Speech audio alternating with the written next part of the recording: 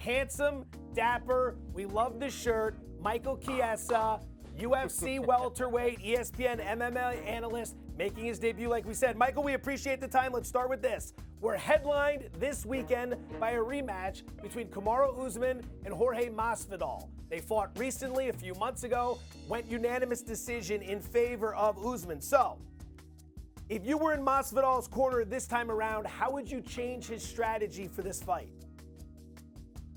Well, before I say anything about the main event on UFC 261, I want to say one thing. Shout out to my New York Knicks, baby. 8 strong, looking good. Back to the fights. You know, the one thing that Jorge Masvidal did in that first fight is he really came out hot. He really, that first round, kind of threw everything but the kitchen sink at the champion, Kamaru Usman. And I think that that's given he had the short notice and not the proper training camp. I think he was just trying to get him out of there early. So if I'm in Masvidal's corner, I'm telling him, take your time. Let's set some traps. He has some really good offensive weapons on the feet. He's got these nice stance-changing combinations. He's got some really fast kicks. Set some traps. Let's try to set the champion up and try to find that knockout blow instead of essentially forcing it like he did in that first fight. You could tell he just wanted to throw everything he had out there early.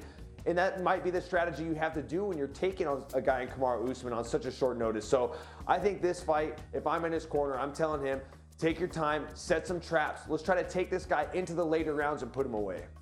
Yeah, Mike, Usman's been the overwhelming favorite on the board since this fight was posted for a good reason. We know how great he is as a fighter, but Masvidal, he's kind of what I have termed a live dog. Can he win this fight if it goes the distance again with someone of Usman's stature? Well, here's the thing. A guy in Jorge Masvidal is a guy who's been there and done that and seen it all in the sport. I mean, he's fought in every single promotion. He's been fighting at a very young age, and this guy, he lives up to the nickname Game Bred. He's as game as they come, and I feel like with a full camp underneath him, cardio was the issue in that first fight. I feel like him being better conditioned going into this fight, I feel like it's going to enable him to be able to get up off the mat more, to get himself off the fence, to give him the opportunities to defend Kamaru Usman's takedowns, to defend the pressure that he likes to put on his opponent. So, you know, I actually like Masvidal as a dog. I have Usman picked to win this fight, but if I was to bet on this fight, I would take Masvidal as the dog because he's the type of guy where there is such a big variable in this main event that he took it on short notice. And now, don't get me wrong, in order for him to win this fight, he has to pitch a perfect match. He has to go out there and fight a flawless fight.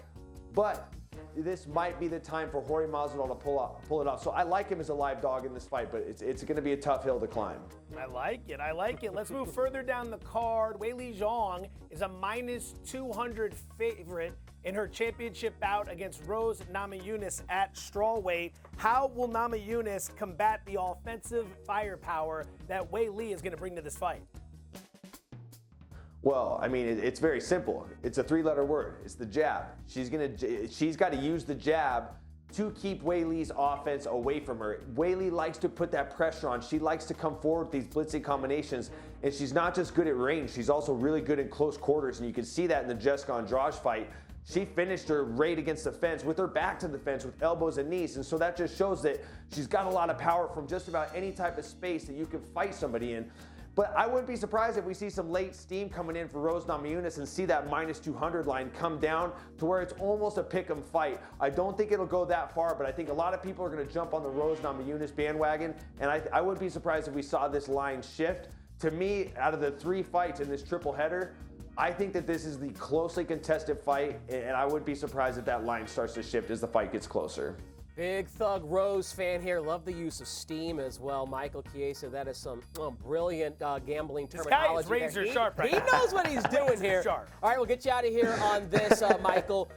Does this fight go past 3 rounds, and who do you ultimately think wins? Keep in mind the price right now to go over 2.5 rounds in Vegas, minus 275. Got to lay 275 for it to go over 2.5 rounds. You think it goes over or under that threshold, and who is getting their hand raised at the end?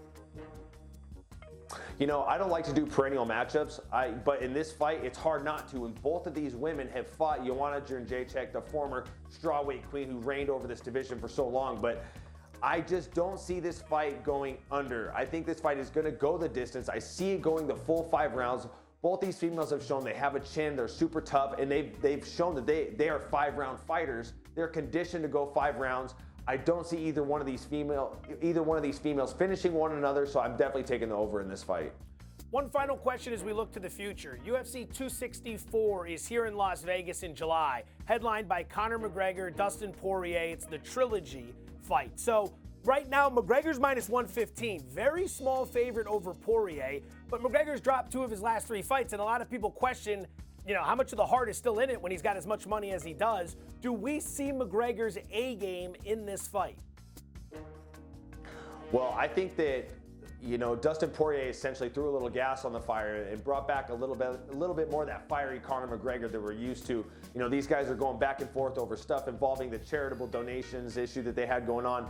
But when it comes to betting on this fight, I don't care who the underdog is. That is who I want to bet. I think that this third fight is going to be very closely contested. I feel like either man could win. I feel like we're going to see the Conor McGregor of old, the Conor McGregor that captured the double belts, the double champ stuff. So I think that whoever the underdog is in this fight, that's where I'm going to want to put my money, because this is going to be a closely contested fight. Either guy could win it, and I don't care who the dog is.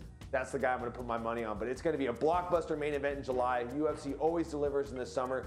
It's going to be hot in Las Vegas. For everybody watching at home, that right there is how you debut on this show bet. Michael Chiesa, welterweight UFC, Thanks, you MMA guys. analyst, joining us here on Bet. Thank you, Michael. We appreciate the time. Thanks for watching ESPN on YouTube. For live streaming sports and premium content, subscribe to ESPN+.